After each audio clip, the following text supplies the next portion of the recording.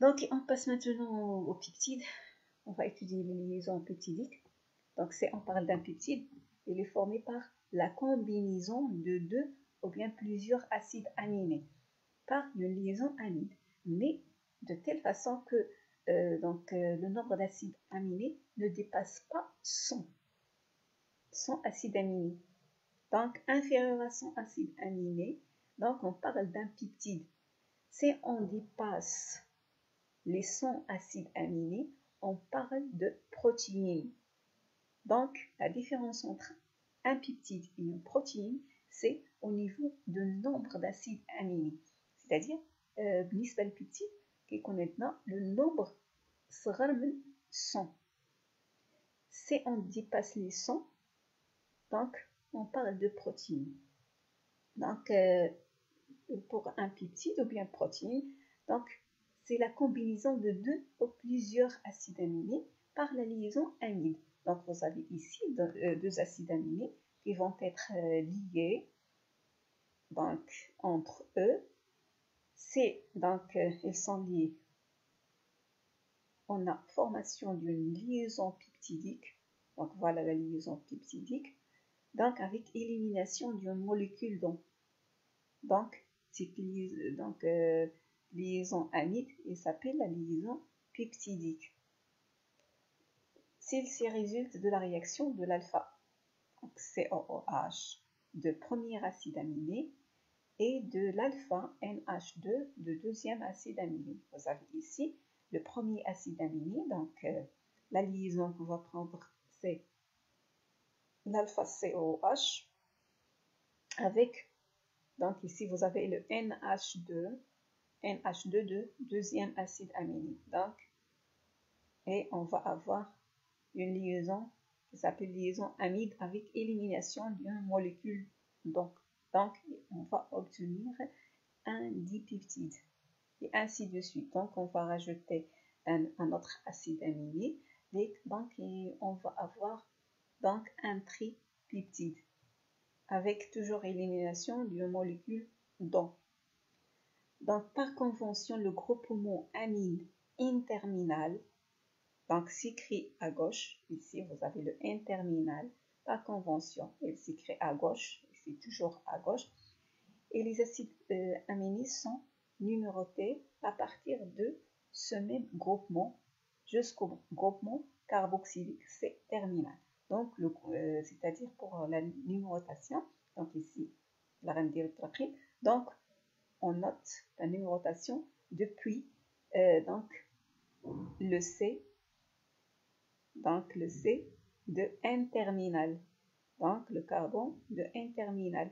Donc voilà le premier, donc ainsi de suite le deuxième. Ici vous avez le deuxième acide aminé qui se trouve dans le C-terminal. Donc les acides aminés liés à d'autres acides aminés sont nommés avec le suffixe YL, c'est-à-dire L. Donc l'acide aminé en C-terminal est nommé sans suffixe. Donc, par exemple, gly, cer, val, ASN. Donc, la nomenclature va être glycyle, céryl, valyle, asparagine. Donc, ici, vous avez observé que dans l'acide aminé avec un C terminal, donc on garde son nom, sans suffixant YL. On passe maintenant aux méthodes d'analyse de la séquence peptidique, donc la structure primaire et la séquence d'acides aminés qui forment la chaîne polypeptidique. La grande diversité des protéines provient seulement de 20 acides aminés. Donc vous avez, dans la nature, il y a 20 acides aminés. Donc la diversité des protéines, il provient seulement de ces 20 acides aminés. Par exemple, on va prendre l'exemple d'un tripeptide. Donc combien de diversité on a de ce tripeptide. Donc vous avez 20 acides aminés à la puissance 3. Donc vous avez 3, c'est-à-dire on va obtenir obtenir combien de types de tripeptides. Donc, exemple, 20 à la puissance 3, يعني شحال من la diversité, شحال من des peptides غادي نحصلوا عليها à partir de ces 20 acides aminés. Donc, on va avoir 20 à la puissance 3 qui est égal à 8000 tripeptides qui sont différents. يعني مختلفين تماما. غنحصلوا على 8000 tri. يعني فيها غير 3 acides aminés. Et ainsi de suite. On va avoir un tétrapeptide, qui est 4 acides aminés. Donc, on va faire 20 à la puissance 4. Donc, on va avoir donc des tétrapeptides différents. Par exemple, exemple de la structure primaire. Donc, on va prendre l'insuline bovine. Donc, vous avez, donc voilà l'exemple de la structure primaire. Donc, vous avez deux chaînes qui sont liées entre eux. Donc, la première chaîne qui s'appelle chaîne A et la deuxième chaîne, donc chaîne B. Donc, chaque chaîne donc, est constituée d'un nombre d'acides aminés. Donc, la chaîne A elle est constituée de 21 acides aminés. Donc, de 1 vers 21. Et la deuxième chaîne elle est constituée de 30 acides aminés. Donc, 1 vers 30. Donc, le total, donc, pour l'insuline, il est constitué de 51 acides aminés. Donc, pour étudier la séquence peptidique, deux méthodes sont utilisées. La première qui est directe, qui s'intéresse au séquençage direct de la protéine. La deuxième, elle est indirecte, elle s'intéresse au séquençage de l'ADN. Ensuite, en utilisant le code génétique, on détermine la séquence de la protéine. Donc, vous avez ici les différents types de liaisons qui lient entre les acides aminés d'une protéine ou bien d'un protéine, donc d'un peptide. Donc, vous avez des liaisons hydrogènes, soit des liaisons hydrogènes qui se trouvent entre les groupes peptidiques, c'est-à-dire entre le COH et le NH2. Donc, voilà, il existe donc des liaisons hydrogènes entre les groupes peptidiques, ou bien des liaisons aussi hydrogènes. On a des hydrogènes, mais entre deux chaînes latérales et le groupe peptidique. Donc, deux chaînes latérales, donc latérale et le groupe peptidique. Voilà la chaîne latérale. Ici, vous avez la chaîne latérale. Et ici, vous avez le groupe peptidique. Donc, c'est le COOH. Et ici, vous avez la chaîne qui est latérale. Ici, vous avez donc la liaison hydrogène aussi. La liaison hydrogène entre deux chaînes qui sont latérales. Donc, la première chaîne et la deuxième chaîne. Donc, on a trois types de liaisons hydrogènes. Soit entre le NH et le COH, donc NH2 et COH, c'est-à-dire le groupe peptidique, soit entre le groupe peptidique et la chaîne latérale, soit entre deux chaînes latérales. Donc, c'est les différentes liaisons hydrogènes qui existent entre les groupements fonctionnels. Donc ici, vous avez une autre liaison. Donc, c'est une liaison qui est due à des interactions hydrophobes. Donc ici, vous avez aussi des liaisons ioniques, donc entre NH3 plus et CO-, et des liaisons disulfure, donc entre deux soufre. Donc ici, vous avez une structure de la protéine qu'on va avoir par la suite dans la partie protéine. Donc on va voir la méthode qui est directe. Donc vous avez différentes étapes à suivre pour étudier la séquence peptidique. Donc, premièrement, on va isoler le peptide de la protéine ou bien de la protéine. Deuxièmement, la séparation des chaînes polypeptidiques, les sous-unités de la protéine et clivage des liaisons. Donc, on va séparer les chaînes polypeptidiques. Donc, par exemple, vous avez un exemple, on va prendre seulement l'exemple de l'insuline. Il est constitué de deux chaînes A et B. Donc, on doit séparer les deux chaînes. Donc, soit on rompt les ponts disulfures, donc qui sont des liaisons à forte énergie, et des liaisons hydrogènes ioniques hydrophobes, qui sont des liaisons à faible énergie. Donc, l'étape suivante, c'est la purification des sous-unités individuelles. Par la suite, on va déterminer la séquence en acides aminés, c'est-à-dire on va donner l'ordre d'enchaînement des acides aminés pour déterminer la structure primaire. Donc, on va utiliser plusieurs méthodes complémentaires et en faisant l'analyse globale des différents résultats obtenus. Donc, je vais expliquer par la suite dans les diapos suivants les étapes d'isolement et de détermination de la séquence des acides aminés.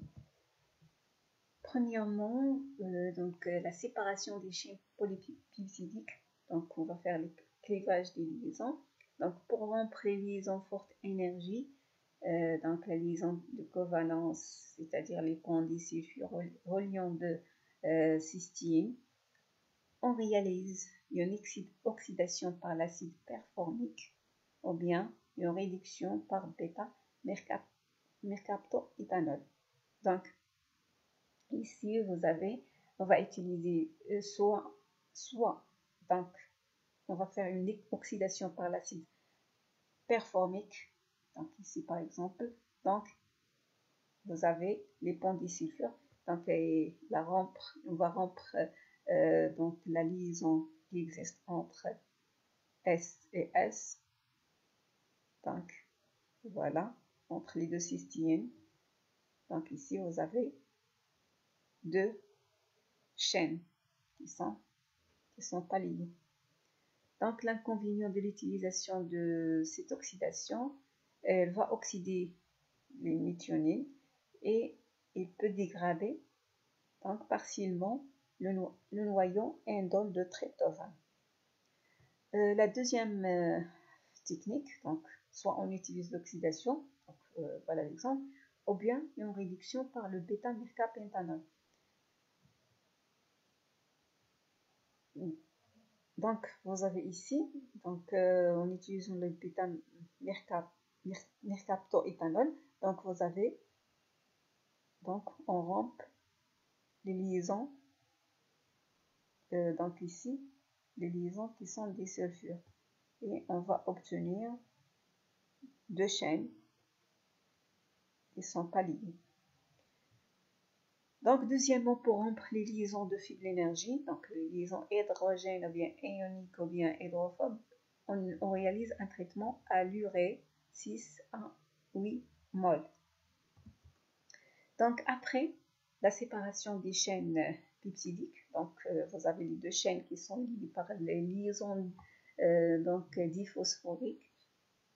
Donc, ici, on va séparer donc les chaînes peptidiques, soit par l'oxydation, soit par réduction. Et après la séparation des déchets, on détermine d'abord la nature des acides aminés constitutifs, c'est-à-dire les acides aminés donc, qui sont dans la chaîne peptidique de chaque unité. Et la unité, la chaîne, donc les acides aminés. Les acides aminés, les kénines, la chaîne.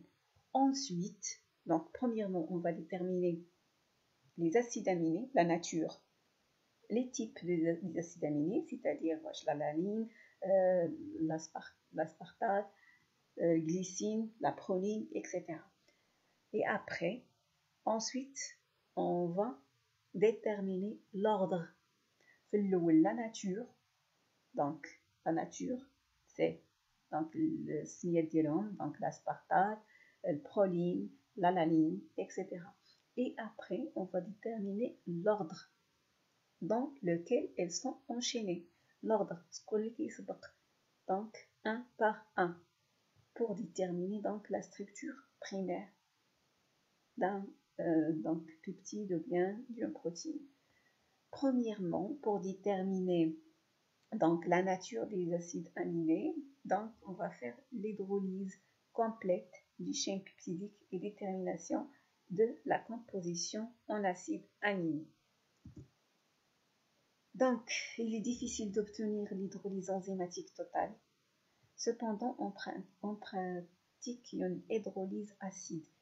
Et باش نفرقوا بين les acides aminés, on va utiliser l'hydrolyse acide en utilisant l'HCl. On parle donc d'hydrolyse acide totale, HAT, donc hydrolyse acide totale. Mais l'inconvénient de cette hydrolyse acide, donc il détruit le tryptophane et donc il transforme la glutamine en glutamate et l'asparagine en aspartate. Donc, il y a la transformation. Et après une hydrolyse acide, on note donc ASX et GLX. Donc, est-ce que c'est donc ASN ou bien ASP. Donc, à la fin de l'hydrolyse, on va écrire ASX et donc GLX. Donc, soit on fait l'hydrolyse acide ou bien une hydrolyse alcaline. Cette hydrolyse ne détruit pas le tryptophane, mais provoque des remaniements de structure de certains acides aminés. Donc, qui تشابكوا. Remaniement, donc, qui compte تشابك. Il est donc nécessaire de déterminer la composition en acides aminés en utilisant plusieurs méthodes complémentaires. Donc, après l'hydrolyse, soit hydrolyse acide ou bien hydrolyse alcaline, donc on doit utiliser d'autres méthodes qui sont complémentaires. Pour déterminer l'ordre, et là, on détermine la nature.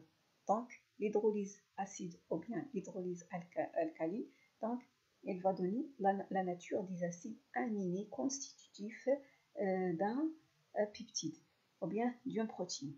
Et après, on va utiliser d'autres méthodes qui sont complémentaires, donc pour déterminer l'enchaînement, l'ordre. Donc, on doit utiliser d'autres méthodes. Donc, la première méthode, c'est la détermination des acides aminés qui sont en N-terminal et en C-terminal. Donc, acide aminé N et C terminant. Donc, qui existent dans donc, le premier donc, c'est-à-dire N-terminal, c'est le premier acide aminé. C-terminal, c'est le dernier acide aminé. Donc, le nombre d'acides aminés N-terminal et C-terminal permet d'avoir une information sur la forme de la molécule peptidique et sur le nombre de chaînes peptidiques composant la molécule protéique. Donc, comment déterminer donc le N-terminal? Donc, on va commencer par N-terminal. Donc, on a 4 méthodes. Donc, soit on va utiliser la réaction de Singer, soit la réaction de densylation, soit la réaction d'Edman, ou bien l'action de l'aminopeptidase. Donc, on va utiliser une seule pour déterminer N-terminal. Donc, pour la réaction de Singer, donc on va utiliser le DNFB, donc qui s'appelle le dénitrofluorobenzène, qui va réagir, donc ce réactif va réagir avec, avec l'acide aminé qui existe en N-terminal.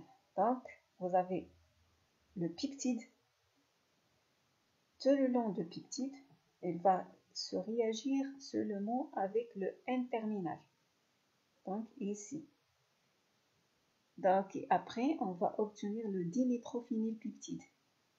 Le dimétrophénylpeptide et le donc DNFB, il est fixé sur le N-terminal. Et après l'hydrolyse acide total, en utilisant l'HCl, donc il va libérer le DNP acide aminé. DNP acide aminé.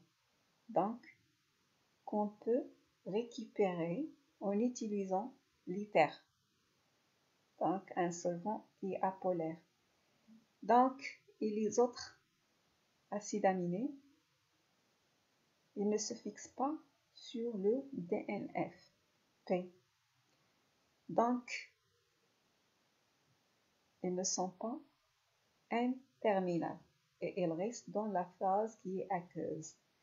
Et après, on peut identifier ce composé par chromatographie. Donc ici, vous avez un mélange d'acides aminés après l'hydrolyse acide. Donc l'hydrolyse acide qui fait les acides aminés, les flashing peptidique. Ici, là, donc il ne coupe pas la liaison entre le DNP et donc l'acide aminé. Donc voilà la liaison entre la fonction de 4-dinitrophényl et la fonction amine de l'acide aminé N-terminal résiste à l'hydrolyse acide totale. Donc je répète, donc vous avez ici le DNFP, il va se fixer sur le N-terminal d'un peptide. Et après la fixation, on obtient le dinitrophénylpeptide. Donc le dinitrophénylpeptide, on va le faire donc une hydrolyse acide totale en utilisant l'HCl. Donc l'hydrolyse acide, je peux dire, il coupe les liaisons peptidiques qui existent entre les acides aminés. Et les acides aminés le peptide mais il ne coupe pas la liaison entre donc le DNP et l'acide aminé N-terminal, qu'est qu'on la string. Donc pour la réaction de Gray et Hartley, c'est donc la réaction de densylation. Donc on utilise donc le densyl comme réactif, le densyl chloride. C'est le même principe que la réaction précédente. Donc vous avez ici donc le densyl chloride, il va se fixer sur le N-terminal. Donc voilà le N-terminal d'un polypeptide. Il va se fixer avec le N-terminal. Donc comme vous voyez ici, donc se fixe sur le N-terminal. Et après, donc cette réaction elle est suivie par hydrolyse acide totale. Donc l'hydrolyse acide totale, c'est-à-dire elle va libérer les acides aminés donc libres. Donc vous avez libération des acides aminés avec le densyl acide aminé. Densyl est fixé avec l'acide aminé N-terminal. Donc ce composé il est fluorescent. Donc récapitulation de la réaction de densylation, c'est une technique de marquage de N-terminal, c'est-à-dire la fonction amine peut se condenser avec le chlorure de densyl pour donner un densylpeptide. Ensuite, on effectue une hydrolyse acide totale, donc qui libère le densyl acide aminé N-terminal plus les acides aminés libres. Donc, pour le densyl acide aminé N-terminal, donc il est un composé fluorescent. On passe à la réaction d'Idman. C'est la même chose. On utilise le réactif PITC, c'est le phényl isothiocyanate. Donc, il va se fixer. Donc, vous avez un polypeptide, il va se fixer donc, sur le N-terminal de ce polypeptide. Donc, ici, vous avez donc la fixation de ce réactif d'Idman sur le N-terminal. Donc, après hydrolyse, donc en utilisant un acide qui est anhydre, qui s'appelle l'acide trifluoroacétique, donc en utilisant cet acide, donc elle va libérer, donc vous avez la libération de l'acide aminé N-terminal avec le réactif le réactif d'Edma, c'est-à-dire donc il est fixé, donc le réactif d'Edma qui est fixé sur le N-terminal. Donc ici vous avez donc l'acide, il va couper la liaison entre l'acide aminé N-terminal et le reste de polypeptides. Et après la libération de l'acide N-terminal, le composé va se cycliser spontanément. Donc, il y a quelqu'un sous forme d'un cycle. Il se cyclise spontanément. Et elle porte donc, voilà le réactif qui porte le N-terminal, l'acide aminé avec le N-terminal. Donc ici, vous avez le reste de peptides, donc qui va subir la même réaction. Donc on peut utiliser ce polypeptide pour déterminer d'autres N-terminales, un par un. Donc ici, vous avez la dégradation occurrente d'Edma qui appelle au phényl isothiocyanate. C'est le réactif d'Edman. On obtient un dérivé phénylthiocarbamyle, donc le PTC, de la protéine O2 peptide. Voilà, le PTC de. Donc après la réaction avec le réactif de Edman, donc on va obtenir le PTC polypeptide ou bien de la protéine. Ce dérivé est traité par un acide anhydre. Donc ici, on utilise l'acide anhydre. Le composé formé, donc portant de l'acide aminé N-terminal, se cyclise spontanément. Ici, vous avez la cyclisation de composés qui portent l'acide aminé N-terminal. Voilà, le réactif avec l'acide aminé N-terminal. Cela entraîne la rupture d'une seule liaison peptidique. Donc ici, vous avez une seule liaison peptidique qui est cassée pour obtenir ce composé. Et le reste de la chaîne, voilà, le reste de la chaîne polypeptidique est traité de nouveau de la même manière. On va utiliser le même produit, c'est le PETC, donc de la même manière. Et les acides aminés sont ainsi séquencés un par un à partir de l'extrémité N-terminale. Donc, par la suite, c'est le premier. Voilà le premier acide aminé qui existe en N-terminal, suivi par le deuxième, le troisième, ainsi de suite. Donc, on va voir l'action de l'aminopeptidase. Donc, l'aminopeptidase, il détache les acides aminés l'un après l'autre à partir de N-terminal. Donc, toujours on parle de N-terminal. Mais elle peut éviter une liaison impliquant une proline. Donc, parfois, il ne peut pas couper la liaison contenant la proline. L'action de cette enzyme est influencée par deux facteurs, le substrat et l'enzyme. La coupure dépend de la spécificité de la reconnaissance et la spécificité catalytique. Et la vitesse de coupure dépend de la nature de l'acide aminé. Par exemple, la leucine, elle est détachée plus vite que les autres acides aminés. Donc, on passe maintenant à la détermination de ces terminales. Donc, il y a trois méthodes pour la détermination de ces terminales, soit en utilisant le réactif de brohydrure de lithium, donc c'est la réduction par le brohydrure de lithium, ou bien la réaction d'Akaboré hydrazinolyse, ou bien on utilise l'action de la carboxypeptidase. Donc commençons tout d'abord d'abord par la réduction par le prohydrure de lithium.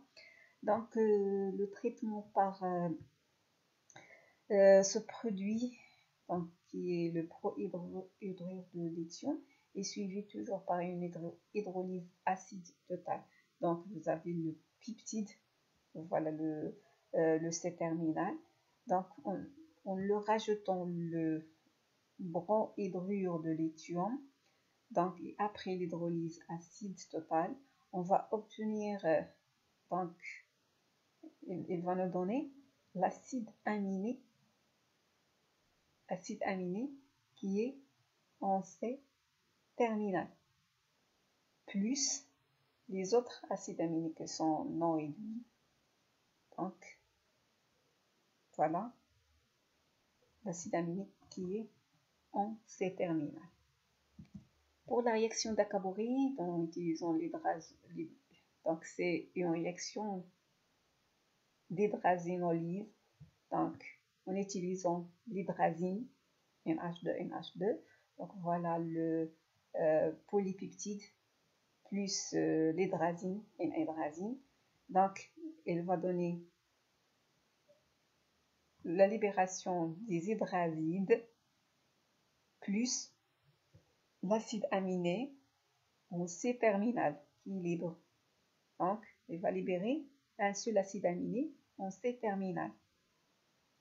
Donc, suite au traitement de peptide par l'hydrazine à 100 degrés Celsius, tous les résidus d'acide aminé sont libérés sous forme d'hydrazide.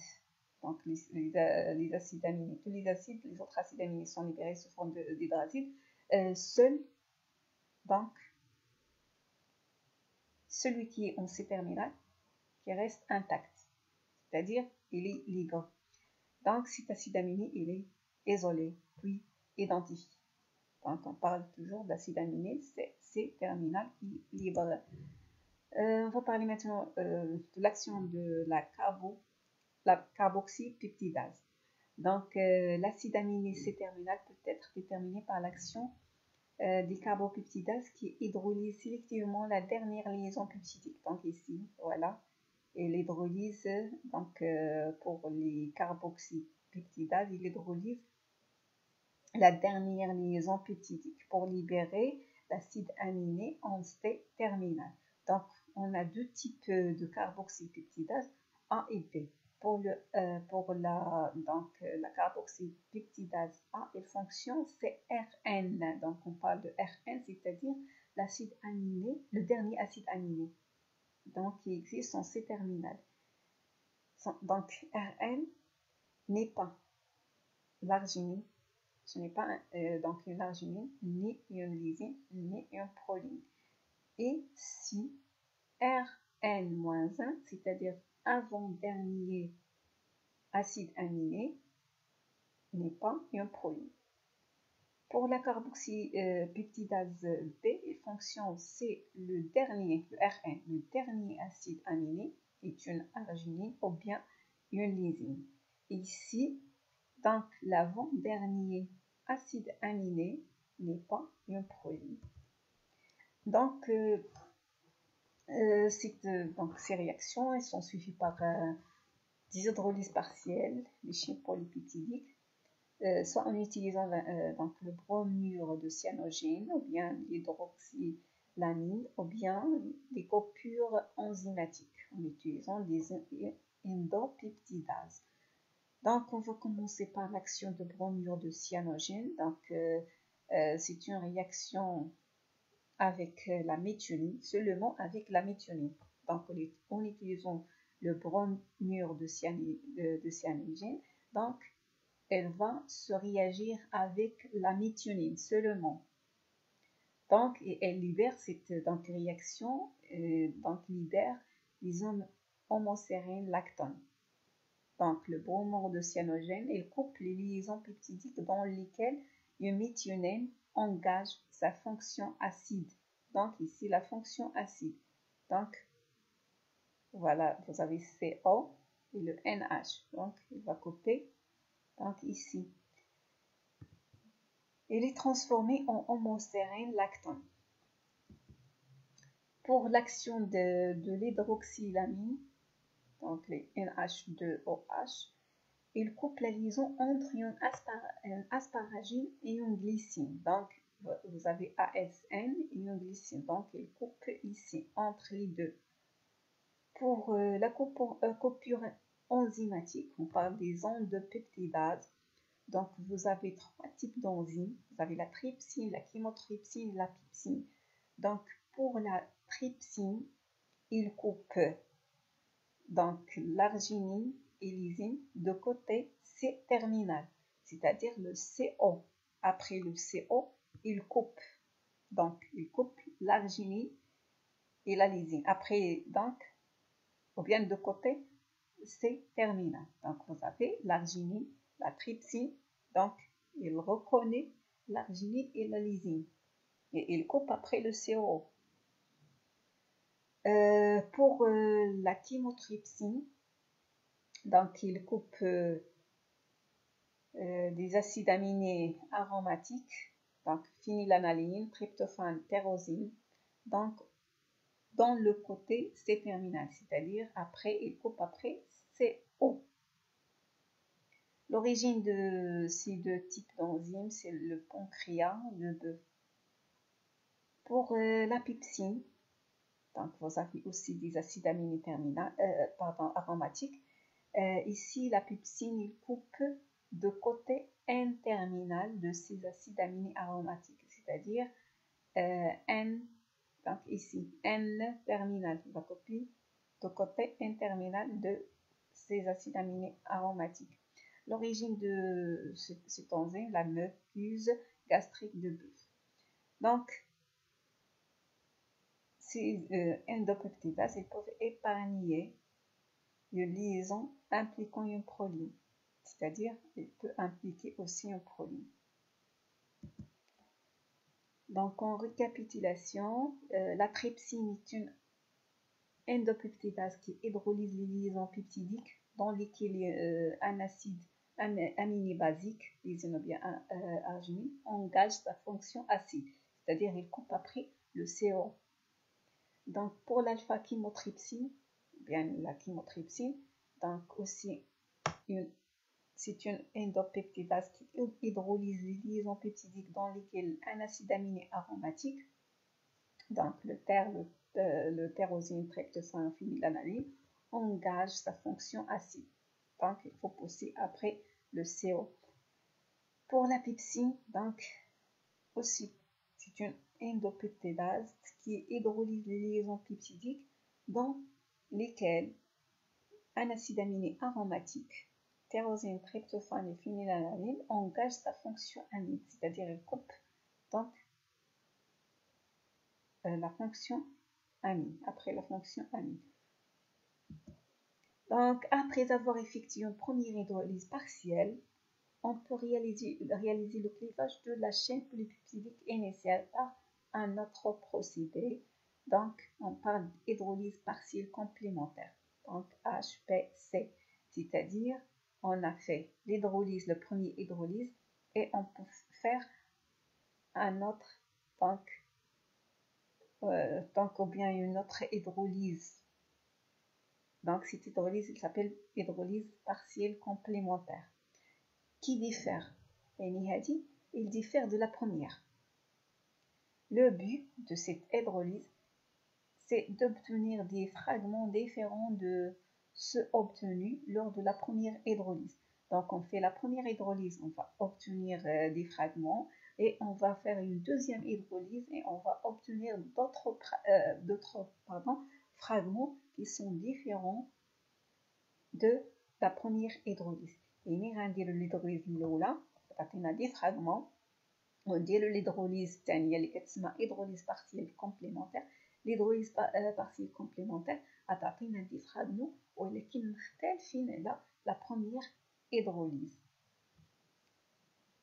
Donc pourquoi on fait ça? C'est pour déterminer l'ordre des fragments dans le polypeptide initial. Donc les fragments de la deuxième hydrolyse, les HPC, sont également, comme ceux de la première hydrolyse partielle, semés à Donc, l'hydrolyse acide total, détermination de la composition, détermination de N-terminal, C-terminal, détermination de la séquence par la méthode Eadman, ainsi de suite. Donc, pour déterminer N-terminal, C-terminal, donc, on va utiliser aussi des hydrolyses partielles, ainsi de suite. Donc, c'est la même chose, environ la même chose que la première hydrolyse. Et après, donc, on va mettre en ordre les fragments peptidiques. Élucider l'ordre dans lequel des fragments se trouvent dans le polypeptide original.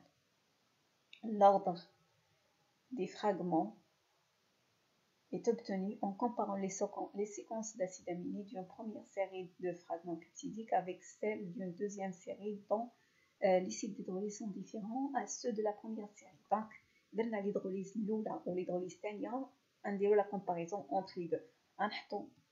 Donc, la séquence de l'hydrolyse l'oula, la séquence de l'hydrolyse tania, et après la comparaison, on va déterminer l'ordre de fragments dans notre peptide.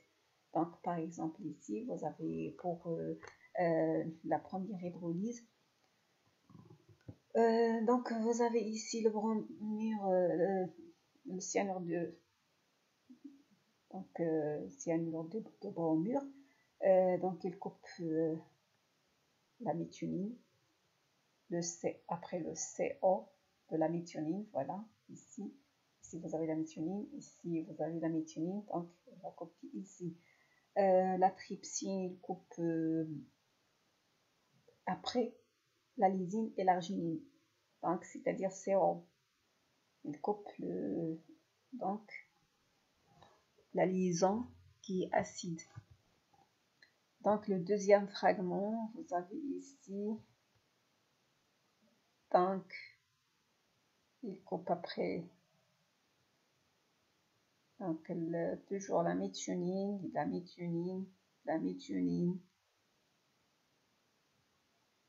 ici la trypsine, pardon, et il coupe après la lysine et l'arginine.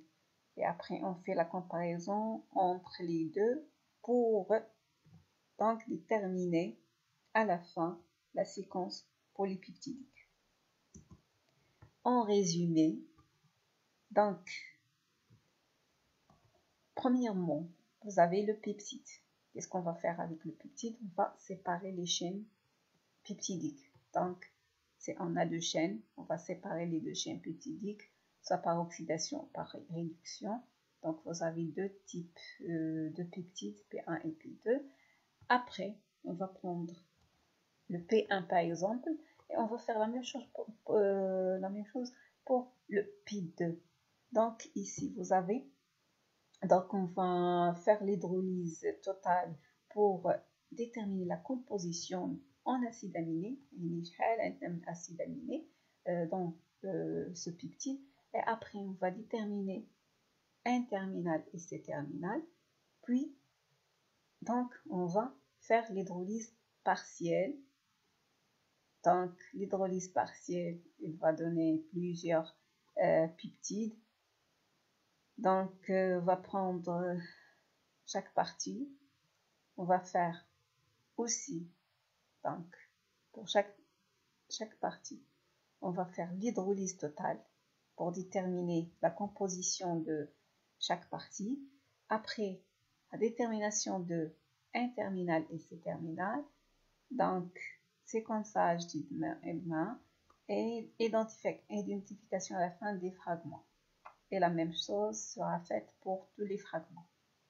Et après, on va faire l'analyse des chevauchements et arrangement des fragments. On va arranger des fragments. Par exemple, donc, on va prendre pour le 2 ici, après l'hydrolyse totale, on a deux acides aminés. Donc, on va déterminer le N-terminal, le C-terminal. N-terminal CX et C-terminal CZ. Pour le 4 et le 5, on va faire l'hydrolyse partielle. L'hydrolyse partielle, et après l'hydrolyse, on va déterminer, donc, on va faire l'hydrolyse totale pour déterminer la composition, détermination de N-terminal et de C-terminal, ainsi de suite. Donc, vous avez le 4i5. 4i5 ici, donc le 4i5. Et après 6 complémentaires. Ici, c'est le complémentaire avec le 5. Donc, 4i5, vous avez x avec le A et B, F, G, H, C, D, E et G, Z. Donc, on a déterminé les séquences de la première hydrolyse partielle. Et pour la complémentaire, vous avez XA. Donc, XA, donc, il est lié avec B. Donc, XA, et vous avez ici B, il est lié avec F. Donc, vous avez XA, B avec le F.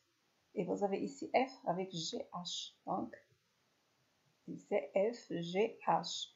Et après, vous avez ici C. C. Donc, pour le 4 et 5, vous avez C lié avec D et E. Donc, C, D, E. Et vous avez ici le I. I, il est lié avec, dans le 4 et 5, il est lié avec G et Z. Donc, et à la fin, c'est G et Z. Et voilà, à la fin, on va, donc le 7, on va analyser, on va déterminer l'enchaînement des acides aminés dans notre peptide. Donc, X, après donc, la détermination, vient la comparaison pardon, entre 4 et 5 et 6 et 5, on détermine à la fin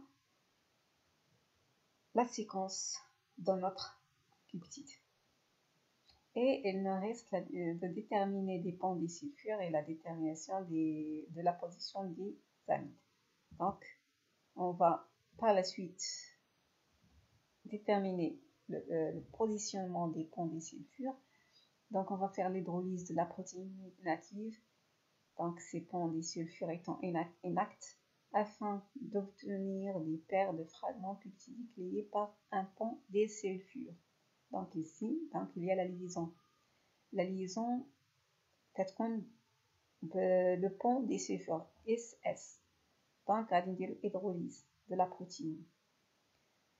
Après détermination des séquences de fragments obtenus et identification des fragments dans les polypeptides formant la protéine. Par la suite, on va déterminer le positionnement des amides. Donc, après une hydrolyse acide, on a ASX ou bien le GLX.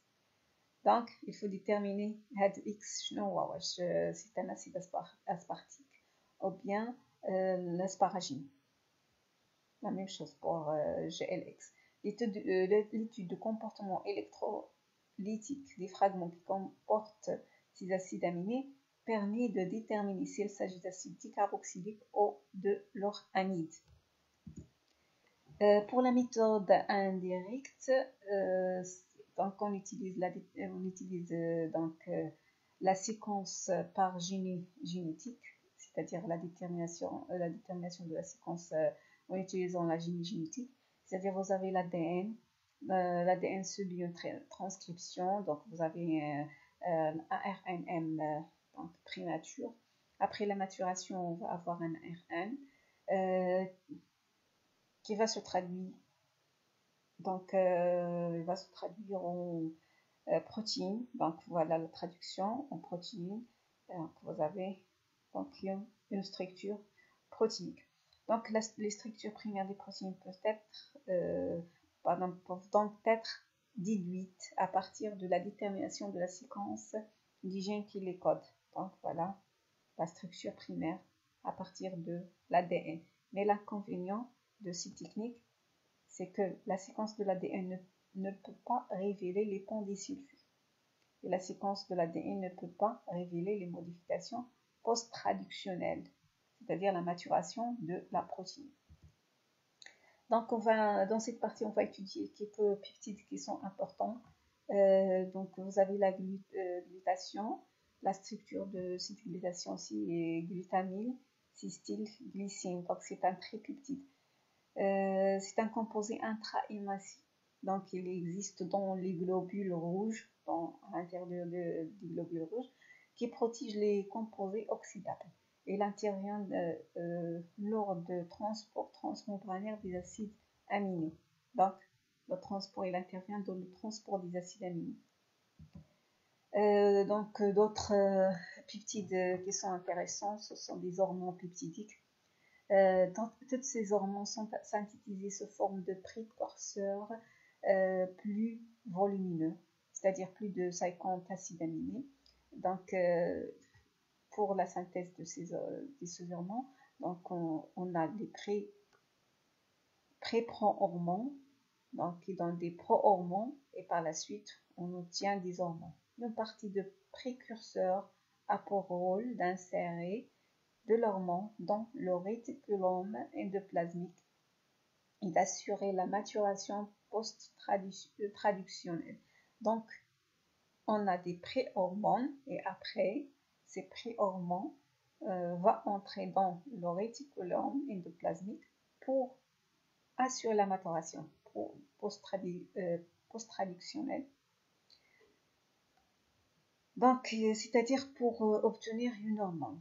Par exemple, vous avez l'insuline. C'est une hormone peptidique, l'insuline, qui est une hormone qui est sécrétée par les cellules bêta de pancréas suite à une augmentation de la concentration de glucose dans le sang. Donc, il intervient dans la régulation de la glycémie. La proinsuline est constituée de 3 chaînes A, B et C. Donc, l'insuline contient acide aminé et il est constitué de 2 chaînes seulement. Donc, la proinsuline, donc vous avez 3 chaînes. Et pour l'insuline, après donc la maturation, donc vous avez 2 chaînes. Ces 2 chaînes sont reliées par des ponts des sulfures. Donc voilà, ici vous avez la proinsuline qui est constituée de 3 chaînes. Et voilà donc l'insuline, donc il est constitué de 2 chaînes. Donc vous avez la chaîne A et la chaîne P, donc qui sont reliées par les ponts des sulfures. Donc il est constitué de 51 acides aminés. La première chaîne donc constituée de 21 acides aminés, la deuxième chaîne constituée de 30 acides aminés. Deuxième exemple des hormones peptidiques, donc le glucagon. Il est synthétisé principalement au niveau des cellules alpha, ici donc les cellules alpha de pancréas.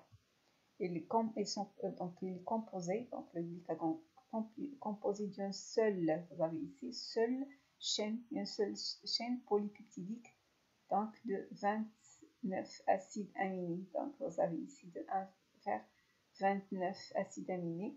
Et son action elle est opposée à celle de l'insuline, c'est-à-dire